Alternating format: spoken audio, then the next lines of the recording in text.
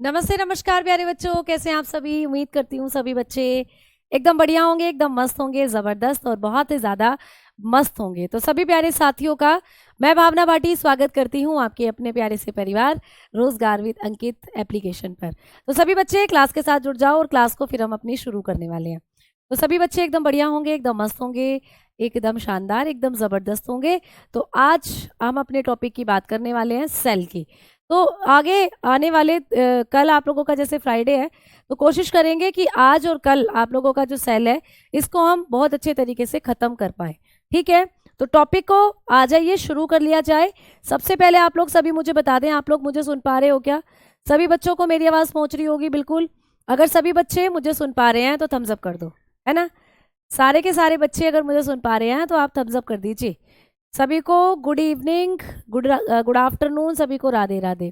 तो आइए बेटा, सेल के अंदर हम लोग बात कर रहे थे सेल ऑर्गेनल्स की। सेल ऑर्गेनल्स की हम लोग बात कर रहे थे, जिसको हम लोग कहते हैं कोशिकांग। तो कोशिकांगों में कल की क्लास में मैंने आपको कोशिका भित्ति और कोशिका झिल्ली इनके बारे में बताया था। ठीक है, तो कोशिका झिल्ली से एक दो पॉइंट हमारे रहते हैं, उनको कंप्लीट कर लेते हैं। तो मैं आप लोगों को कल की क्लास में पढ़ा रही थी कोशिका झिल्ली, जिसको हम लोग कहते हैं सेल मेम्ब्रेन, जिसको हम लोग कहते हैं भाई सेल मेम्ब्रेन। तो यहाँ हम लोग कल की क्लास में इसको पढ़ रहे थे, तो थोड़ा सा इसके बारे में एक दो पॉइंट जो है उनको मैं क्लियर कर लेती हूँ। तो इसका ना काम रह गया था, कोशिका झिल्ली का काम रह गया था कि कोशिका झिल्ली जो है ये क्या काम करती है। तो ये सब में पाई जाती है, आपने पढ़ा था, चाहे पादप हो, चाहे जंतु हो, चाहे जीवाणु हो, चाहे कवक हो, सब में ये पाई जाती है और सब में ये फास्फोलिपिड की बनी हुई होती है। अब इसके काम के बारे में हम लोगों ने बात करनी है। तो आप लोगों को ये दूसरे नंबर पर मैं पढ़ा रही थी, इसका काम क्या होता है उसके बारे में बात करेंगे। इसका कार्य, मैंने कहा ये कोशिका की मम्मी होती है भाई, है ना। हमने कहा था कि ये कोशिका की क्या होती है, मम्मी। क्यों? क्योंकि यही कोशिका के अंदर कौन सा पदार्थ जाएगा और कौन सा कोशिका से बाहर आएगा, इस चीज का चुनाव करती है। तो इसका काम क्या होता है भाई कोशिका झिल्ली का? तो लिखोगे कोशिका के अंदर, इसका काम होता है कोशिका के अंदर तथा बाहर जाने वाले, ठीक है, तथा बाहर जाने वाले पदार्थों का चयन, जाने वाले पदार्थों का चयन करना। इसका काम होता है कोशिका के अंदर और बाहर जाने वाले पदार्थों का चयन करना। तो आप लोग इंग्लिश में बताकर चल सकते हो, ये करती है सिलेक्शन ऑफ मटेरियल। इसका काम होता है selection of material, selection of materials, ठीक है, inside and outside of the cell, inside and outside from the cell. तो आप लोग बताएंगे कि कोशिका के अंदर और कोशिका के बाहर जाने वाले पदार्थों का चयन करती है कोशिका झिल्ली। जैसे कल मैंने आपको बताया था कि भाई प्यारे बच्चों, कोई भी चीज़ है, कोई भी, जैसे कोई मान लो पानी है, कोई बैक्टीरिया है, ऐसा समझ लो। बेटा 5 तारीख की पीडीएफ प्रोवाइड करा दीजिए। बेटा पीडीएफ भी उसकी अपलोड है, क्लास भी वो अपलोड है, पीडीएफ तो उसकी अपलोड है प्यारे बच्चे, एक बार आप चेक करेंगे। ठीक है, तो अब देखो इधर, जैसे कि कोशिका है ना, इसको समझेंगे अब हम लोग कि कोशिका के अंदर तथा बाहर जाने वाले पदार्थों का चयन करना, ये काम होता है कोशिका झिल्ली का। अब मान लीजिए ये कोई कोशिका है प्यारे बच्चों, ये कोई कोशिका है। अब इस कोशिका के आसपास रखा हुआ है ऐसे से पानी, इस कोशिका के आसपास ये रखा हुआ है पानी। ठीक है, तो ये जो पानी है प्यारे बच्चे, ये कोशिका के अंदर जाना चाहता है, ये जो जल है ये कोशिका के अंदर जाना चाहता है। तो कैसे जाएगा? तो जैसे ये जल कोशिका के अंदर जाएगा तो इसको इस पीली संरचना से, ये जो मैंने पीला पीला बनाया है, ये पीला, ये जो मैंने पीला पीला है, ये है कोशिका झिल्ली, इसको कहते हैं कोशिका झिल्ली। तो इससे परमिशन लेनी पड़ेगी पहले। अगर कोशिका झिल्ली परमिट करेगी कि भाई आजा भाई पानी, चला जा कोशिका के अंदर, तो ये पानी कोशिका के अंदर चला जाएगा। और मैडम जी कोशिका के अंदर जो पानी है, मान लो ये कोशिका के अंदर है कोई लिक्विड, अब ये लिक्विड कोशिका से बाहर आना चाहता है तो ये भी परमिशन लेकर ही आएगा कोशिका झिल्ली से बाहर। तो कोशिका के अंदर और कोशिका के बाहर कोई भी पदार्थ अगर जाता है तो ये जाने की जो परमिशन देती है वो कोशिका झिल्ली देती है, वो सेल मेम्ब्रेन ही देती है। तो सेल मेम्ब्रेन का ही काम होता है कोशिका के अंदर और बाहर जाने वाले पदार्थों का चयन करना। अब मैडम कोशिका झिल्ली इसको पानी को कब परमिशन देगी कि आजा कोशिका में बढ़ जा, कोशिका के अंदर आजा भाई, पानी तुझे परमिशन है, आजा पानी कोशिका के अंदर। तो कब परमिशन देगी, इसके लिए आप लोगों को एक छोटी सी चीज पढ़नी पड़ेगी। इसके लिए आपको पढ़नी पड़ेगी एक छोटी सी चीज। क्या? ये तीन चीजें हैं जिनको आपको पढ़ना पड़ेगा। मैम ये तीन चीजें क्या हैं? एक तो आपको दिख रहा है हाइपरटोनिक सॉल्यूशन, हाइपरटोनिक जिसको कहा जाता है अति प्रसारी विलयन, जिसको हम लोग कह देते हैं अति प्रसारी विलयन। ठीक है, समझ में आ गई बात। और एक आपको पढ़ना पड़ेगा हाइपोटोनिक सॉल्यूशन, जिसको हम लोग कहते हैं अल्प प्रसारी विलयन। ठीक है, तो ये इस तरीके से तीन चीजें हैं जो आपको पढ़नी है, जो आपको पेपर में पूछी जा सकती हैं।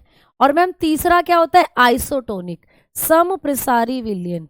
ठीक है, समप्रसारी विलयन, इसको कहा जाता है समप्रसारी विलयन। क्लियर, समझ में आ गई बात। तो ये तीन चीजें क्या हैं मैम, अब हमें ये समझाओ। ये तीन चीजें क्या हैं, अब हमें ये समझाओ। कब एक कोशिका झिल्ली पानी को कहेगी कि पानी कोशिका के अंदर चले जाओ, और जैसे ही पानी कोशिका में जाएगा कोशिका मोटूराम हो जाएगी। और कब? जब कोशिका के अंदर पानी है, कोशिका मोटूराम हो गई, तो कब कोशिका कहेगी अब इस पानी को बाहर निकालकर पतली हो जाओ, पिचक जाओ। जैसे गुब्बारे को मान लो तुम एक कोशिका है गुब्बारा, अब जब तुम उस गुब्बारे में पानी भर देते हो तो गुब्बारा ऐसे फूल जाता है, मोटा हो जाता है। लेकिन जब उस गुब्बारे से पानी निकाल देते हो बेचारा वापस से सिकुड़ जाता है। तो वैसे ही कोशिका भी अपने आकार को बढ़ाती है और घटाती है। कब कोशिका फूल रही है, कब कोशिका प्यारे बच्चे पिचक रही है, ये आपको पूछा जाता है। तो आओ, हाँ जी, हम ऐसे यहाँ से बात करेंगे कि अब कैसे कोशिका प्यारे बच्चे अंदर जाएगी और कैसे कोशिका से पानी बाहर आएगा। तो देखो, सबसे पहले बात कर रहे हैं अति प्रसारी विलयन की, सबसे पहले बात करेंगे हाइपरटोनिक सॉल्यूशन की। तो मैं पहले आपको बता दूं कि हाइपरटोनिक सॉल्यूशन क्या होता है। तो भाई लिखेंगे सबसे पहले हाइपरटोनिक। ठीक है, हाइपरटोनिक सॉल्यूशन। प्यारे बच्चे हाइपरटोनिक, कभी भी आप बायोलॉजी में हाइपर शब्द का मतलब पढ़ेंगे, कभी भी आपको बायोलॉजी में हाइपर शब्द कहीं भी लिखा मिले, जैसे अभी पढ़ोगे हाइपर टेंशन, है ना, हाइपर थायराइड या हाइपोथायराइड, ये ऐसे शब्द हैं जिनका मतलब होता है ज्यादा, अधिक। तो हाइपर का मतलब होता है अधिक। कई बार तुम गुस्सा करते हो, तुम लाल पीले हो जाते हो गुस्से से, तो तुमसे कहते हैं दूसरे लोग, अरे भैया शांत हो जा, क्यों हाइपर हो रहा है, काहे को हाइपर हो रहा है, शांत हो जा। हाइपर का मतलब ज्यादा गुस्सा करना, ज्यादा, जब हम ज्यादा गुस्सा कर देते हैं हाइपर हो जाते हैं। तो हाइपर टर्म का मतलब होता है अधिक, हाइपर टर्म का मतलब होता है अधिक। ठीक है, और टोनिक मतलब प्रसारी, और सॉल्यूशन मतलब विलयन। तो ऐसा विलयन जो अधिक प्रसारी है, यानी कि इसी को कहते हैं हम लोग अति प्रसारी विलयन। अति का मतलब तो जानते हो, अधिक, अति का मतलब होता है अधिक। कहते हैं ना अति कर दी अब तो तूने, हर चीज की अति होती है, अति कर दी, अति का मतलब अधिक। तो इसको आप अति प्रसारी विलयन के नाम से भी जानते हो, है ना। तो इसको ही आप लोग एक और नाम से भी जानते हैं, अति प्रसारी। तो आपको ये जानना है कि मैम अति प्रसारी विलयन आखिर में होता क्या है। जो आपने हमें ये यहाँ दिखाया है अति प्रसारी विलयन, ये वास्तव में है क्या, है ना, ये वास्तव में है क्या। क्लियर। तो मैम केमिस्ट्री कवर नहीं हो रही थी कि प्लीज कुछ बताओ, है केमिस्ट्री कवर नहीं हो रही है बेटा। केमिस्ट्री आप लोगों की होगी ना, जब आप लोगों का बायो खत्म हो जाएगा उसके बाद आपकी केमिस्ट्री होगी। ठीक है, तो एक एक करके होगा सारी चीजें। क्लियर, चलो आ जाओ, अब आगे बात करेंगे। ग्रुप डी में कितनी आती है बायोलॉजी? ग्रुप डी में आती है प्यारे बच्चे 8 से 9 क्वेश्चन बायो के मिल जाते हैं आपको ग्रुप डी में। क्लियर। अब सुनो मेरी बात कि मैम अति प्रसारी विलयन होता क्या है। तो बेटा ऐसा विलयन जिसकी सांद्रता कोशिका के अंदर भरे हुए विलयन से अधिक होती है, उसको कहते हैं प्रसारी, अति प्रसारी विलयन।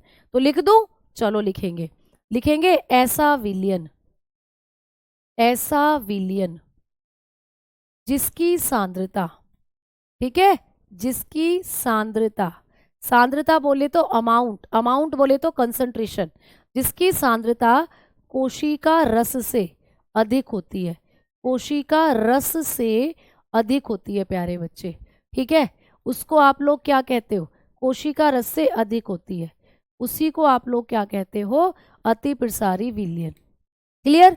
तो ऐसा विलयन जिसकी सांद्रता कोशिका रस से अधिक है, लिख लो पहले, लिखेंगे solution, solutions which have more या higher concentration, which have higher concentration,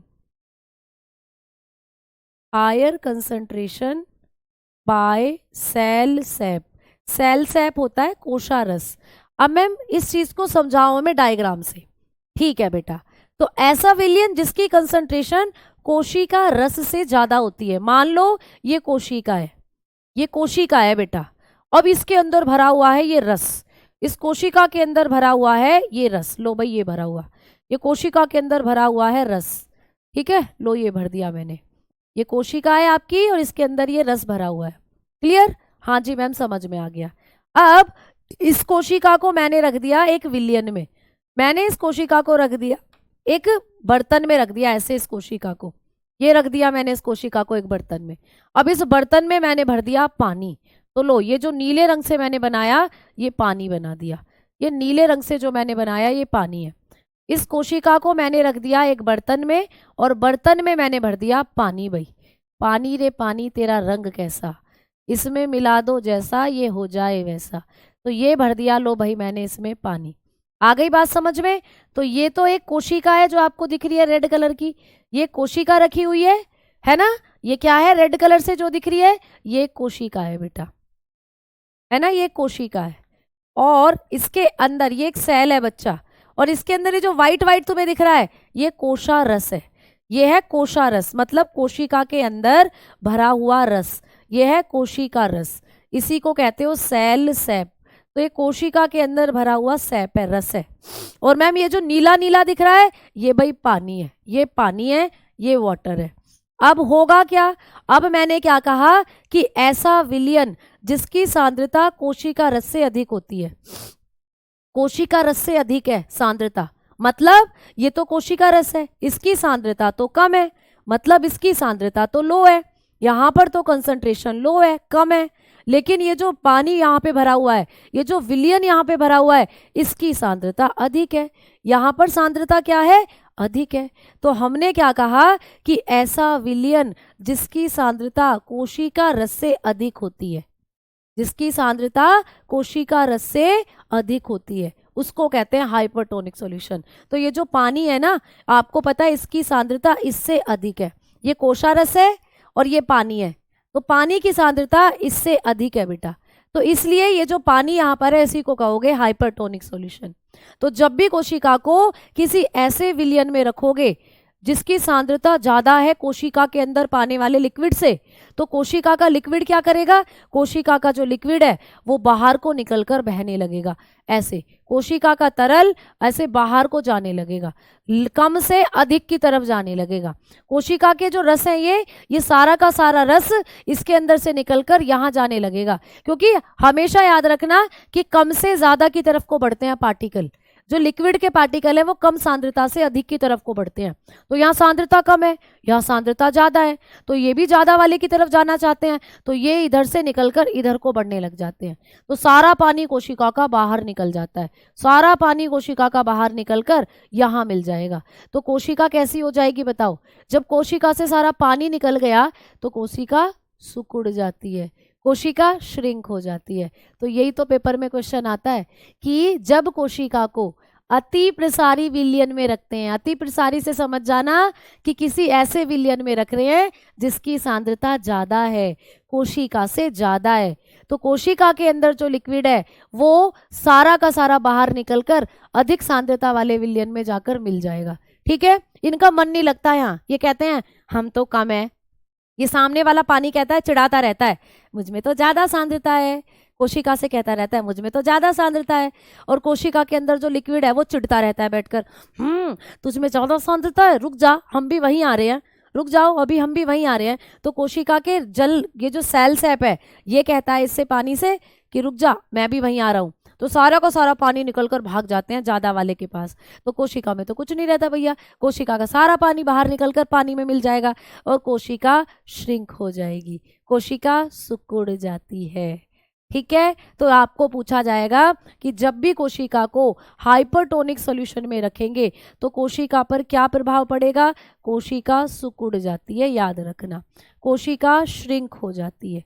क्या हो जाती है प्यारे बच्चे? श्रिंक हो जाती है, सेल जो होती है, जैसा कि आप इस डायग्राम में देख पा रहे हो। यहाँ पर देखो बेचारी कोशिका पिचक गई, पिचक गई ना, क्यों पिचक गई? क्योंकि यहाँ की कंसंट्रेशन ज्यादा थी, यहाँ पर जो पानी भरा हुआ है ये पानी, इसकी सांद्रता अधिक है ना, और कोशिका के अंदर सांद्रता कम है।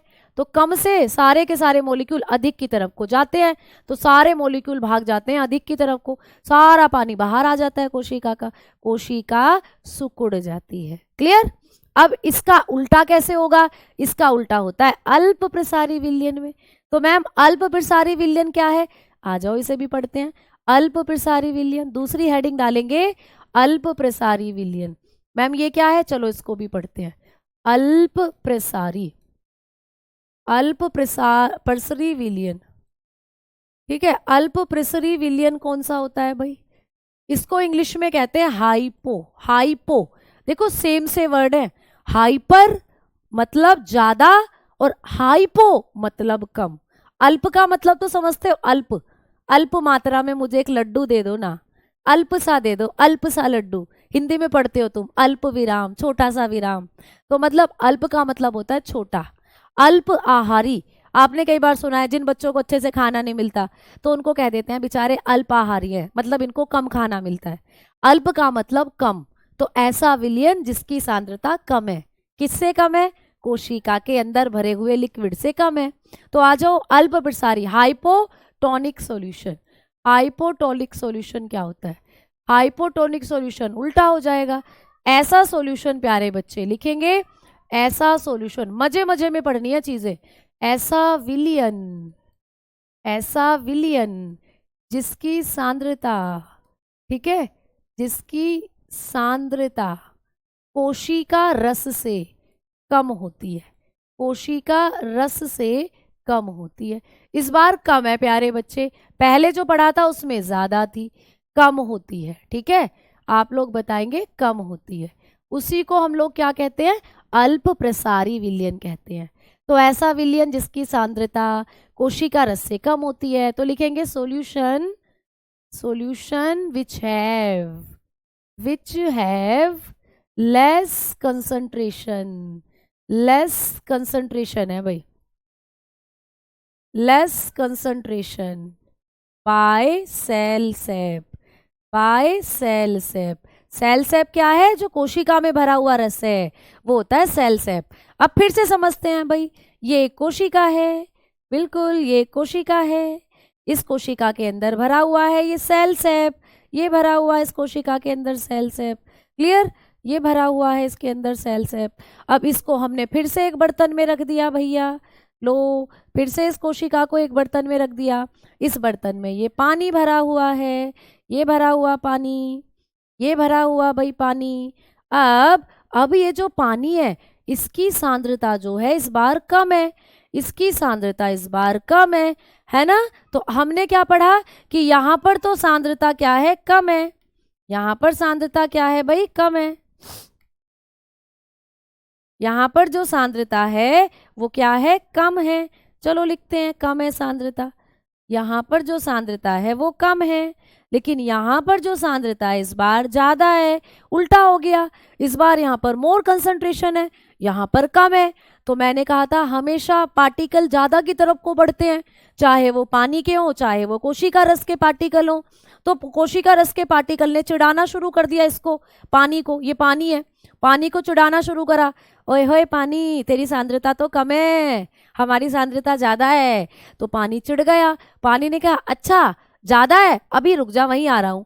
वहीं आ रहा हूं तो पानी के पार्टिकल दौड़ लगाकर बढ़ गए कोशिका के अंदर, पानी के पार्टिकल दौड़ लगाकर बढ़ गए कोशिका के अंदर। अब जब कोशिका के अंदर पहले से ही पानी था और पानी उसके अंदर चला गया भैया, तो कोशिका क्या हो गई, कोशिका क्या हो गई, मोटू राम, कोशिका बन गई एक मोटा हाथी घूम के चला, तो मोटी हो गई कोशिका, मतलब फूल गई।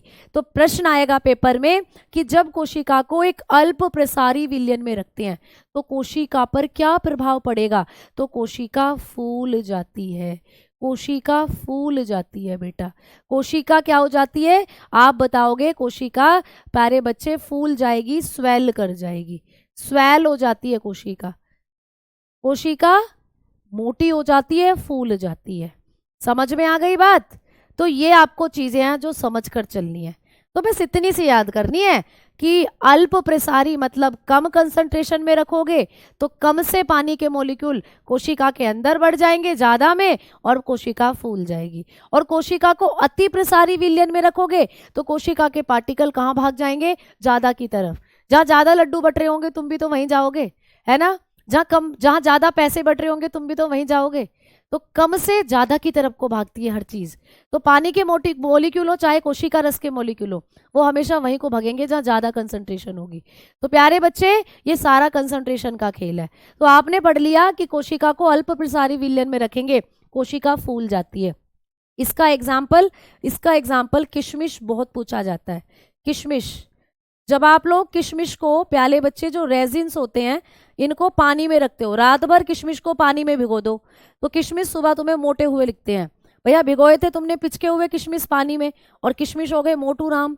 तो प्यारे बच्चे ये हो जाता है आपका किसका एग्जाम्पल, अल्प प्रसारी विलयन का। और इस घटना को जब कोशिका फूल जाती है तो इस घटना को कहते हैं परासरण, परासरण, इस घटना को कहते हैं ओस्मोसिस। ये पेपर में आता है, आपको पूछता है कि जब अल्प प्रसारी विलयन में रखने पर कोशिका फूल जाती है तो ये घटना कौन सी घटना कहलाती है। तो आप लोग बताओगे ये घटना होती है प्यारे बच्चे ओस्मोसिस, परासरण। एक बच्चा कह रहा है कि सांद्रता बताओ तो क्या होती है। सांद्रता को आप अमाउंट समझ लो, सांद्रता को आप किसी भी विलयन का अमाउंट, विलयन की मात्रा समझ के चलो। जब विलयन की मात्रा यहाँ ज्यादा है तो समझो कंसंट्रेशन यहाँ ज्यादा है, जब विलयन की मात्रा यहाँ ज्यादा है तो समझो कंसंट्रेशन यहाँ ज्यादा है। तो कंसंट्रेशन को साधारण भाषा में आप लोग विलयन की मात्रा लेकर चल सकते हो, अमाउंट ऑफ अ सोल्यूट, ये मान सकते हो। समझ में आ गई बात, ठीक है। तो जब कभी भी आपको ऐसे क्वेश्चन आएंगे तो आप लोग बताओगे। क्लियर। मोहम्मद कैफ कह रहे हैं कि धोखा दे दिया आपने तो भैया धोखा है तो समझ जाओ, धोखे से सबक लो, ठीक है, क्योंकि जीवन उसी का नाम है जब हम एक छोटी गलती से सीख ले पाते हैं। तो अगर धोखा मिला है तो समझ जाओ, संभल जाओ, जिंदगी में दोबारा मत खाना अगर आप सच में सीख लेकर गए हो तो, ठीक है। चलो आ जाओ अब आगे दो। सृष्टि कह रही है जवाब तो दो भाई, किसका जवाब दें बेटा, आप बताएं किसका जवाब दें। तो ये दोनों चीजें आपको पूछी जाती हैं पेपर में। अच्छा, जब कोशिका फूल गई, मोटी हो गई तो इसको ओस्मोसिस कह दिया, जैसे किशमिश हो गया। लेकिन जब कोशिका मैडम जी यहाँ पर सिकुड़ जाती है, इस घटना को क्या कहते हैं, इस घटना का नाम भी पूछा जा सकता है। तो इस घटना के नीचे भी लिख लेना, इस घटना को आप लोग कहकर चलते हो, इसको कहा जाता है जीव द्रव्य कुंचन, जीव द्रव्य कुंचन, इसको कह देते हैं जीव द्रव्य कुंचन। प्लाज्मोलाइसिस, प्लाज्मोलाइसिस, इस घटना को कह देते हैं प्लाज्मोलाइसिस। तो ऐसे भी पूछ सकता है आपको कि जब कोशिका को किसी अति प्रसारी विलयन में रखा जाता है तो कोशिका सिकुड़ जाती है, इस घटना को क्या कहते हैं, इस घटना को कहते हैं जीव द्रव्य कुंचन, यानी कि प्लाज्मोलाइसिस। इतना सा याद करना है आप लोगों को, ठीक है, इतना सा याद करना है बेटा। हाँ जी, सीजीएल एमटीएस के लिए बिल्कुल क्लास ले सकते हो, ये याद करना है। अब मैम एक और डायग्राम दिखाया था आपने, तीसरा वाला, ये वाला, ये जो तीसरा डायग्राम है आइसोटोनिक सॉल्यूशन, ये क्या होता है, तो आइसोटोनिक मतलब समप्रसारी, मतलब दोनों कंसंट्रेशन बराबर है, ये भी जितनी ये है उतनी ये है, दोनों कंसंट्रेशन बराबर है। अब दोनों कंसंट्रेशन बराबर है, देखो सम, सम का मतलब होता है समान, तो कंसंट्रेशन दोनों जगह समान है ना। चाहे कोशिका द्रव की कंसंट्रेशन हो, चाहे कोशिका रस के अंदर की कंसंट्रेशन हो, दोनों की दोनों समान है बेटा। अब समान है तो कोशिका जिस साइज की है वैसी रहेगी, उस पर ना कोई प्रभाव पड़ेगा, ना वो फूलेगी ना वो पिचकेगी। समझ में आ गई बात? तो यहाँ पर कंसंट्रेशन इक्वल है, बराबर है, तो समप्रसारी विलयन का मतलब है कि दोनों तरफ सांद्रता बराबर है। तो जितनी मात्रा में पानी अंदर जाएगा उतनी मात्रा में पानी बाहर आएगा, तो कोशिका पर कोई प्रभाव नहीं पड़ेगा, कोशिका जैसी है वैसी रहेगी। ठीक है, समझ में आ गई? भावना मैम के समझाना आसान है। ठीक है बेटा, क्लियर? तो ये आपने चीजें सी, कॉन्सेप्ट था, बस दिमाग में रखकर जाना है, पेपर में क्वेश्चन बना के आ जाओगे। ऐसे ही आपकी आरबीसी से भी पूछ लेता है कि आरबीसी को जब अति प्रसारी विलयन में रखेंगे तो वही है, आरबीसी को अति प्रसारी विलयन में रखोगे सिकुड़ जाएंगी, कोई भी कोशिका, हम हर कोशिका की बात कर रहे हैं। ठीक है, ऐसा होगा यहाँ पर। तो चलो आओ अब हम आगे बात करेंगे। आगे हमने बात करी कि मैम अगला काम क्या हो जाएगा, आप मतलब प्लाज्मा झिल्ली से ये चीजें पूछी जाती हैं, ये फिनोमिना, ये जो छोटी छोटी टर्म थी अति प्रसारी, अल्प प्रसारी, ये कोशिका वाले चैप्टर में यहाँ से पूछी जाती है। तो आपने अब समझ ली, अब आ जाओ बात करते हैं आपके कोशिका के अंदर अगले कोशिकांग की। तो दो चीजें आप पढ़ चुके हो, आपने पढ़ लिया कोशिका भित्ति सेल वॉल, आपने पढ़ लिया कोशिका झिल्ली सेल मेम्ब्रेन। आ जाओ तीसरे पार्ट की तरफ चलते हैं। तो तीसरा पार्ट है भाई माइटोकॉन्ड्रिया, तीसरा पार्ट है माइटोकॉन्ड्रिया। अब हम लोग बात करेंगे माइटोकॉन्ड्रिया की, जिसको कहते हैं सूत्रकणिका। भैया कोशिका का दिल और जान है, ये कोशिका का दिल है, कोशिका की जान है माइटोकॉन्ड्रिया, क्योंकि आपको बहुत बार पेपर में पूछा जाता है कि माइटोकॉन्ड्रिया क्या है। तो माइटोकॉन्ड्रिया भी एक कोशिकांग है, सेल के अंदर होता है। आपने बच्चों ने नाम भी सुन रखा होगा भाई माइटोकॉन्ड्रिया का। ठीक है, एचसीएम में फिजिक्स भी आता है बेटा, बिल्कुल आता है। क्लियर? तो अब देखो यहां पर आप लोगों ने देखा कि जो माइटोकॉन्ड्रिया है इसकी खोज किसने करी, ये पूछ लेता है। तो माइटोकॉन्ड्रिया के नाम से तो आप सभी परिचित हैं, इसकी डिस्कवरी किसने करी ये आपको पूछ लेता है। तो इसकी डिस्कवरी की बात जब आती है तो कहोगे कोलीकर ने करी थी। किसने प्यारे साथियों? कोलीकर। कोलीकर नाम के साइंटिस्ट ने इसको खोजा था, कोलीकर ने। किसने? कोलीकर ने। और कोलीकर ने किसमें खोजा था? तो आप लोग बताते हो कीट के अंदर, है ना, कीटों की पेशी में खोजा था। कीटों की पेशी, जो कीट होते हैं ना इंसेक्ट, उनकी मसल में खोजा था प्यारे बच्चे। तो मसल ऑफ इंसेक्ट में इसको खोजा गया था, मसल्स ऑफ इंसेक्ट, इंसेक्ट की मसल में खोजा था, कीट की मसल में। ठीक है, कीटों के अंदर जो मांसपेशी है उसमें कोलीकर ने खोजा था माइटोकॉन्ड्रिया को। दूसरा पॉइंट, मैम माइटोकॉन्ड्रिया शब्द को किसने दिया था, ये भी पूछ लेता है। ये जो माइटोकॉन्ड्रिया टर्म है, माइटोकॉन्ड्रिया शब्द है, इसको किसने दिया था? तो माइटोकॉन्ड्रिया जो आप नाम लेते हो ना, ये जो माइटोकॉन्ड्रिया शब्द है इसको दिया था किसने? बैंडा ने। किसने प्यारे बच्चे? बैंडा।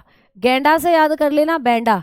गैंडा देखा है सभी ने? गैंडा, उसकी नाक पर सींग होता है, गैंडा। तो गैंडा से याद करना, बैंडा। ठीक है, तो बैंडा ने क्या करा था प्यारे बच्चे? माइटोकॉन्ड्रिया शब्द दिया था। ठीक है, माई गैंडा, ऐसे याद कर लेना, माई गैंडा। तो माई मतलब माइटोकॉन्ड्रिया और गैंडा मतलब बैंडा। तो बैंडा ने नाम दिया था माइटोकॉन्ड्रिया। ठीक है, समझ में आई बात? अब तीसरा पॉइंट भी आता है यहां से कि माइटोकॉन्ड्रिया को बायोप्लास्ट नाम किसने दिया था? बायोप्लास्ट नाम किसने दिया था? तो आप लोग बताते हैं कि माइटोकॉन्ड्रिया को बायोप्लास्ट नाम जो दिया था वो किस साइंटिस्ट ने दिया, ये पूछा जाता है। माइटोकॉन्ड्रिया को जो बायोप्लास्ट नाम दिया था ये दिया था ऑल्टमैन ने। किसने प्यारे बच्चे? ऑल्टमैन नाम के साइंटिस्ट ने। किसने? आप लोग बताएंगे, ऑल्टमैन ने। ठीक है, क्लियर? अति प्रसारी विलयन का एग्जाम्पल होता है अंगूर। बेटा अंगूर आपने देखा है? अच्छा, जब आपकी कोशिका श्रिंक हो जाती है, कोशिका श्रिंक होने का मतलब होता है जब आप लोग अंगूर को क्या करते हो, ऐसे पिचका, या अंगूर को आप पानी में छोड़ दो, तो अंगूर जो होंगे वो सारी रात उनको पानी में छोड़ोगे तो उनका जो पानी है जो अंदर भरा हुआ है वो बाहर निकल जाएगा और अंगूर श्रिंक हो जाएंगे, पिचक जाएंगे प्यारे बच्चे फिर वो।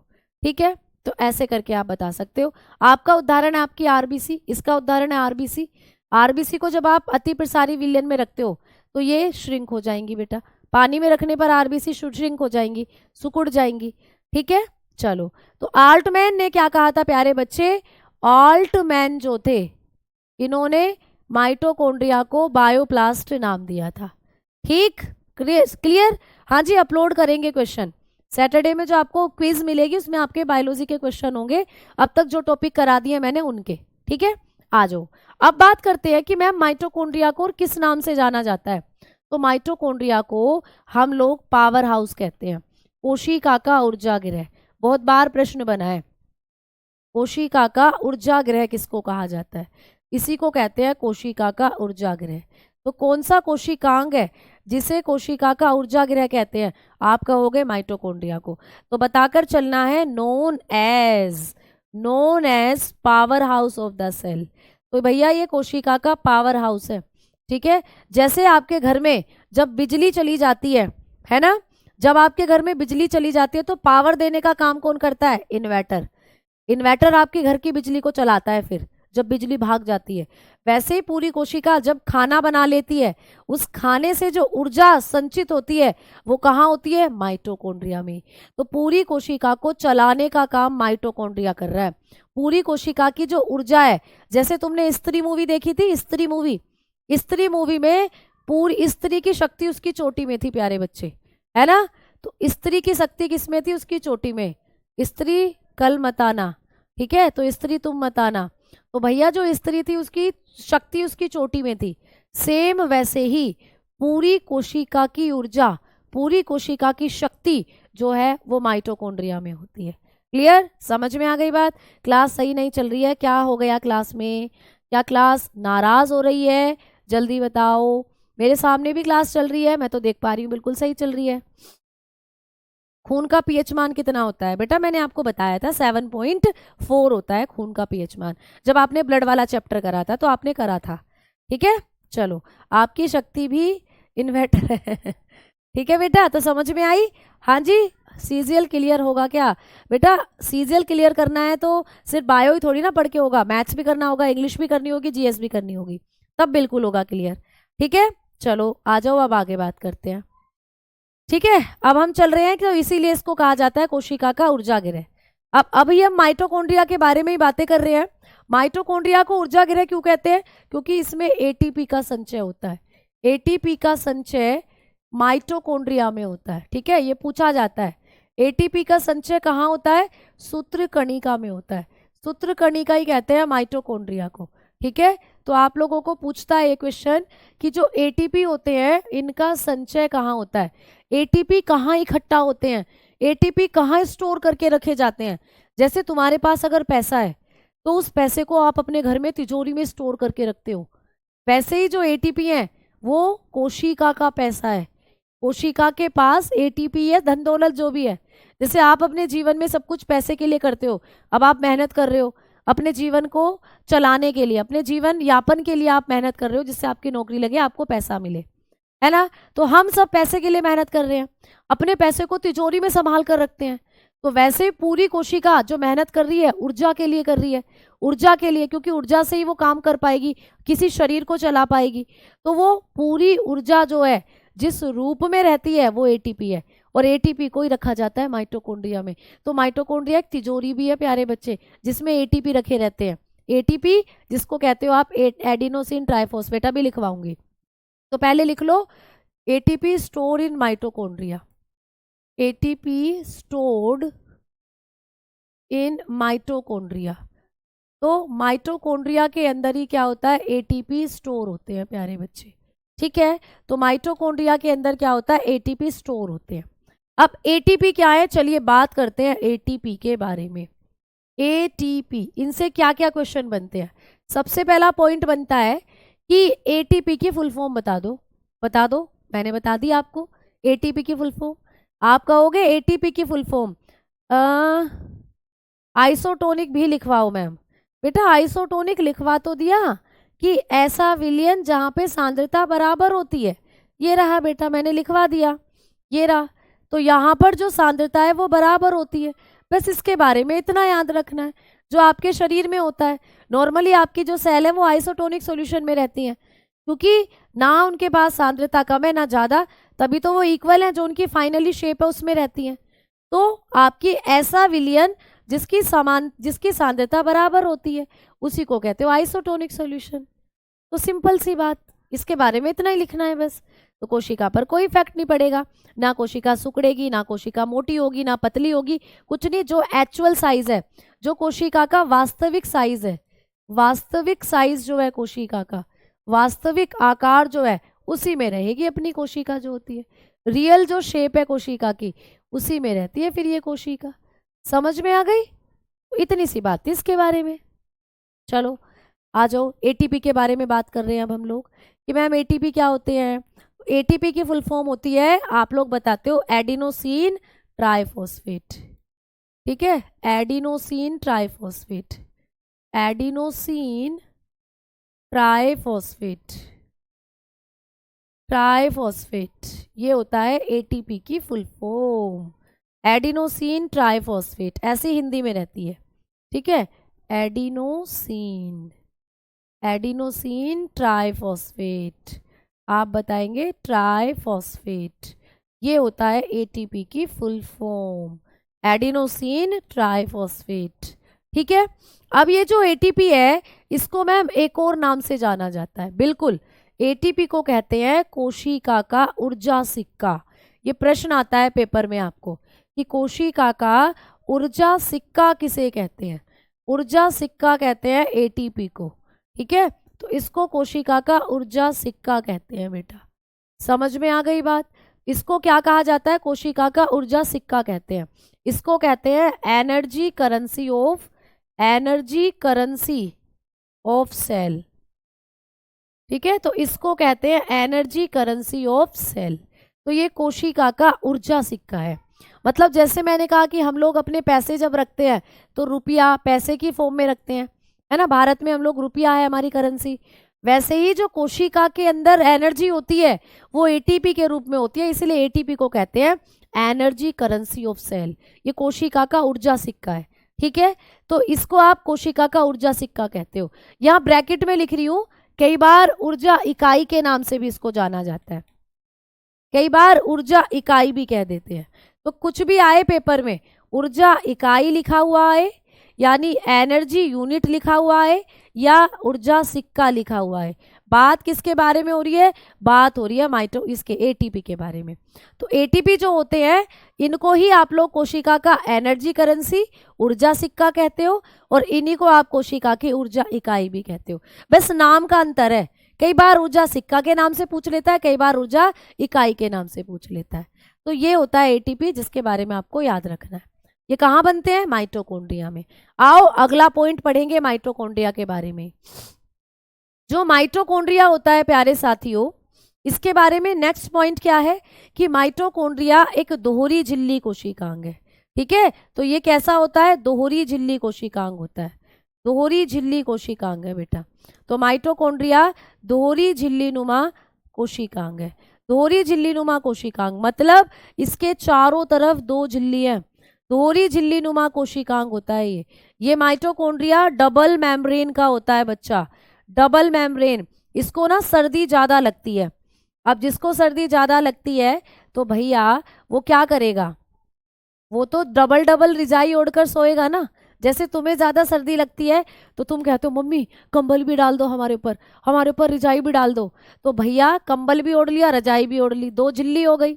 सेम वैसे ही जो माइटोकॉन्ड्रिया है ये भी दो झिल्लियों में बंद रहता है। कैसे? दिखा तो जरा एक बार मैडम जी, दिखाओ तो जरा एक बार।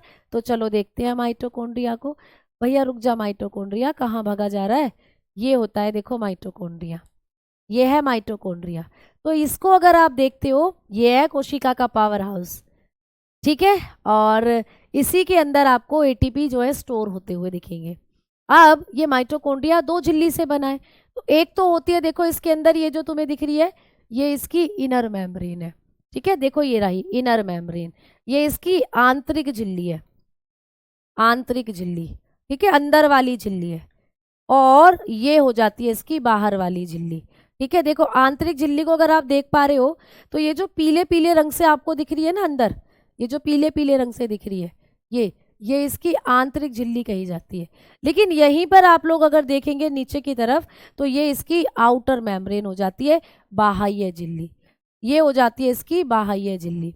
तो कुल मिलाकर आपको ये याद रखना है कि माइटोकॉन्ड्रिया पर दो झिल्लियां हैं, एक बाहर की झिल्ली होती है, एक आंतरिक झिल्ली होती है, यानी दो झिल्लियों से घिरा हुआ कोशिकांग है। पेपर में आता है कि कोशिका के अंदर दो झिल्ली वाले कोशिकांग कौन से हैं, तो दो झिल्ली वाले कोशिकांग सिर्फ 3 है पूरी कोशिका में, केंद्रक, माइटोकॉन्ड्रिया एंड आप लोग बताओगे प्लास्टिड, लवक, जो पौधों में होते हैं, जिसको आप आगे पढ़ोगे। तो ये क्या होता है माइटोकॉन्ड्रिया, दो झिल्ली वाला। अब इस माइटोकॉन्ड्रिया के अंदर उंगली के समान कुछ संरचनाएं होती हैं।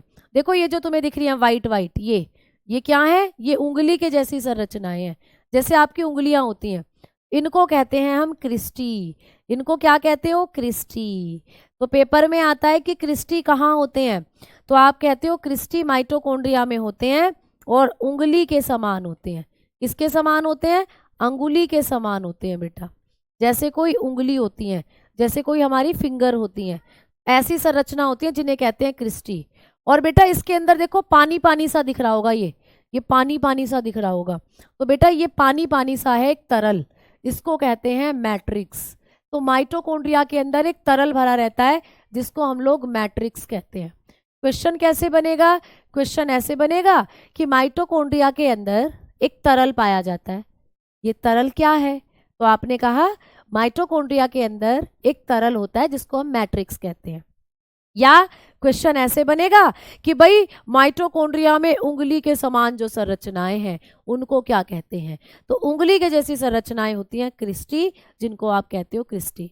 अब सबसे खास बात माइटोकॉन्ड्रिया के बारे में, बेटा बहुत बार पेपर में आता है, बहुत बार, गांठ बांध कर रख लो, अभी पुड़िया बनाकर रख लो, पुड़िया बनाकर, और कहते हैं ना पुड़िया बनाकर चूरन दे जाओ, खा जाओ, ठीक है क्या, कि भैया कौन सा कोशिकांग ऐसा है जिसके पास खुद का डीएनए है, जिसके पास खुद के राइबोसोम है। तो बेटा आप जब एक कोशिका को देखते हो, उस कोशिका के अंदर केवल केंद्रक मुखिया है, मुखिया पूरी कोशिका का, केंद्रक पूरी कोशिका का मुखिया है, हेड है। तो भैया वो कहता है डीएनए तो मेरे ही पास रहेगा, डीएनए को तो किसी को दूंगा ही नहीं। जैसे हमारी क्रिकेट टीम के अंदर जो सचिन तेंदुलकर हुआ करते थे, वो मुखिया थे, मुखिया।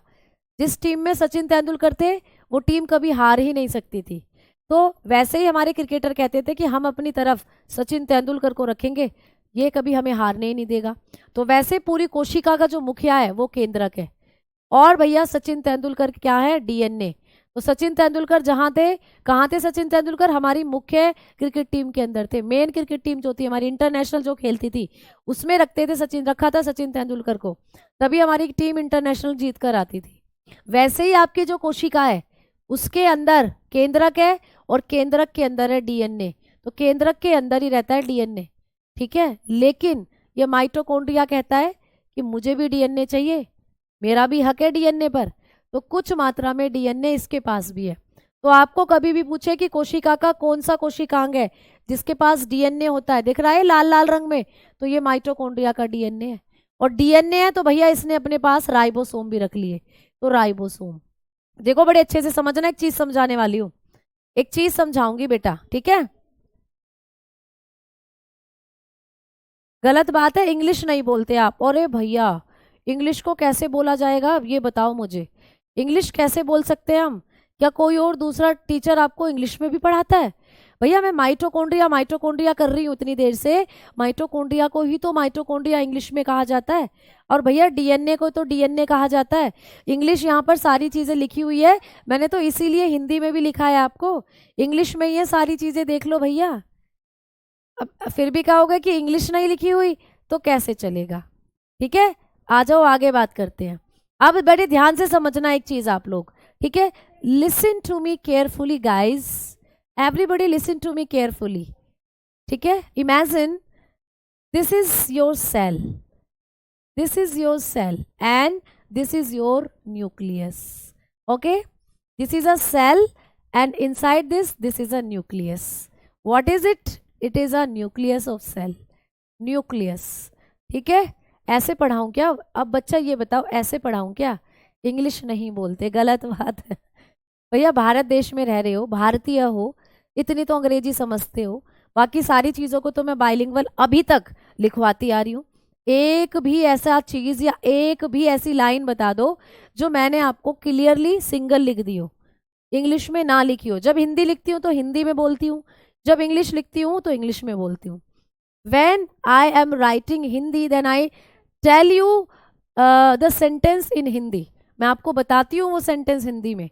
और when I am writing in English, I also speak in English. ठीक है, तो जब मैं इंग्लिश में लिखती हूँ तो मैं इंग्लिश में भी बोलती हूँ आप लोगों के लिए। क्लियर, समझ में आ गई बात? तो मैं तो सारी चीज़ों को लेकर चल रही हूँ बेटा। आ जाओ, आगे बात कर रहे हैं।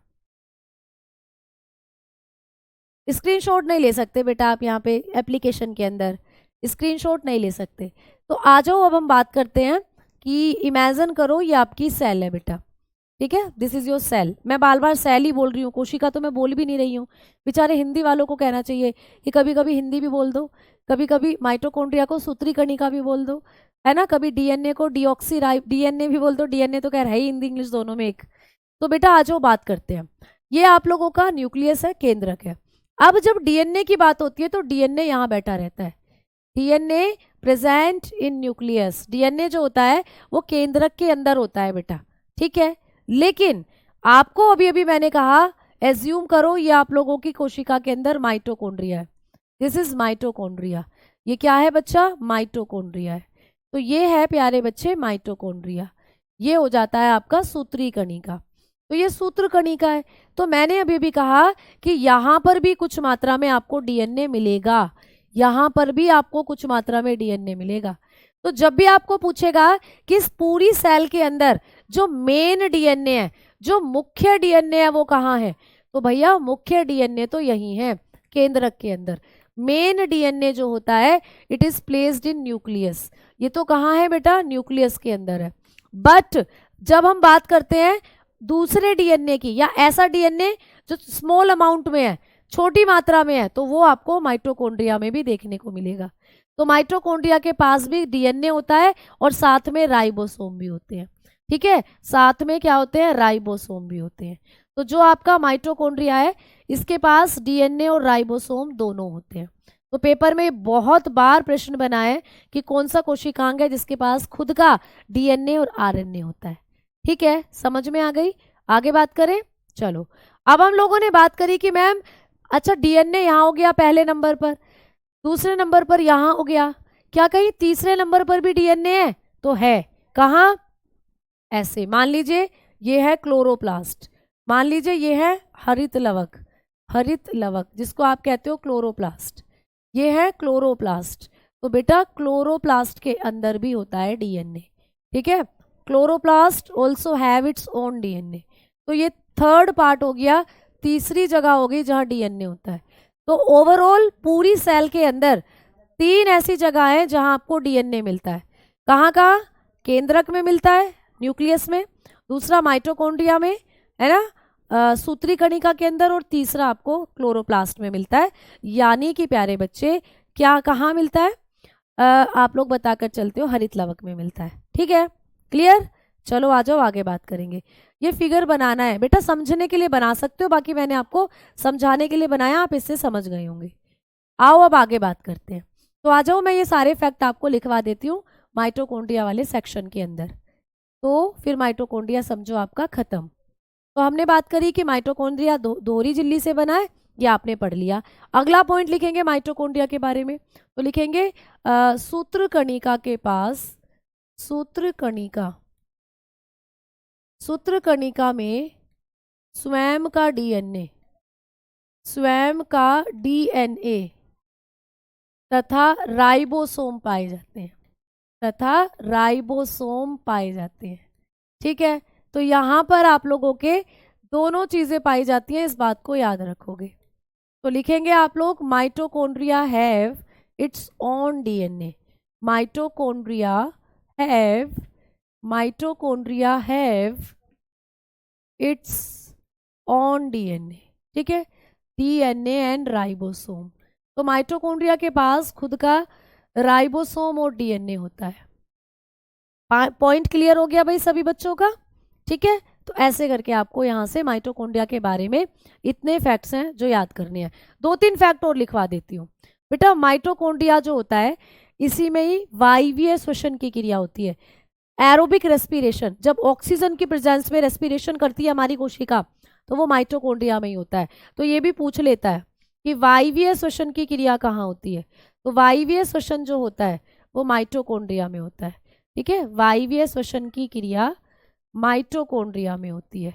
ठीक है, वायवीय श्वसन की क्रिया सूत्र कणिका में होती है। क्लियर हो गई बात?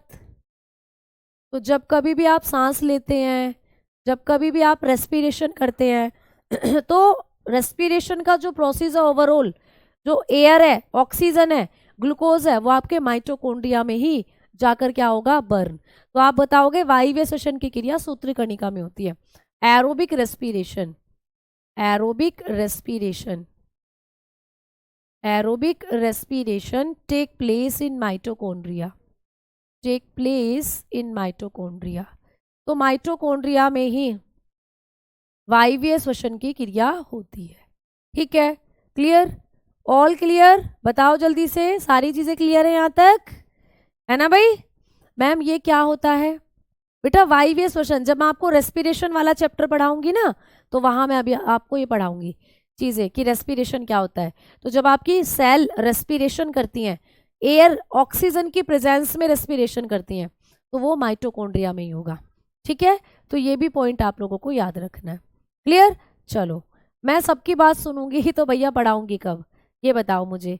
सारी चीजें आपको पढ़ाऊंगी धीरे धीरे, राइबोसोम क्या होते हैं ये भी पढ़ाऊंगी, सारी चीजें मैं आपको पढ़ाऊंगी बेटा एक एक करके। अगला जो सेल ऑर्गेनल है उसको हम लोग पढ़ेंगे कल की क्लास में, क्योंकि जैसे ही अब मैं शुरू करूंगी टाइम हो जाएगा, वो अधूरा रह जाएगा। फिर कल की क्लास में फिर उसको दोबारा से रिपीट करेंगे, तो इसीलिए आज इतना ही रहने देते हैं। कल की क्लास में मैं आप लोगों को जो कोशिका के बचे हुए कोशिकांग हैं उनको बताने की कोशिश करती हूँ, और मुझे लगता है कि टॉपिक आपका मंडे को ही खत्म हो पाएगा। ठीक है, क्लियर? मैम अपने पुराने अंदाज में पढ़ाओ पुराना ही अंदाज है भैया, अंदाज वही है जो तुम्हें पसंद आए। ठीक है, चलो भाई, 6 हाँ जी, ग्रुप डी के लिए सफिशिएंट है, बिल्कुल सफिशिएंट रहेगा, कोई दिक्कत नहीं है। तो मेरा कहने का बात है कि आज जितना भी हमने कॉन्सेप्ट पढ़ा, अति प्रसारी, अल्प प्रसारी, सम प्रसारी और प्यारे बच्चे माइटोकॉन्ड्रिया को लेकर, ये आपके बुद्धि में अच्छे से फिट हो गया होगा। आपने इन चीज़ों को अच्छे से पढ़ लिया होगा, समझ लिया होगा, और अगली क्लास में हम दूसरे सेल ऑर्गेनल्स के बारे में बात करेंगे। कोशिका एक बहुत बड़ा चैप्टर हो जाता है बेटा, ये कई क्लासेस में जाकर आपका खत्म होता है, क्योंकि छोटा छोटा आपको डिटेल में चीज़ें जब समझानी पड़ती हैं, आराम से समझानी पड़ती हैं, तो ये टाइम टेकिंग होती हैं चीज़ें। ठीक है, तो बिल्कुल कल की क्लास में आगे की चीज़ें हम लोग पढ़ेंगे। बेटा मैं अभी आपको डीएनए की फुल फॉर्म भी बताऊंगी, जब मैं आपको न्यूक्लियस पढ़ाऊंगी ना, कल न्यूक्लियस ही पढ़ाऊंगी, तो कल आपको डीएनए और आरएनए ही कंप्लीट करा दूंगी पहले। ठीक है, चलो तो धन्यवाद, जय हिंद, जय भारत। अभी तो भैया बायोलॉजी शुरू हुई है, अभी इसे खत्म कर दोगे क्या इसे?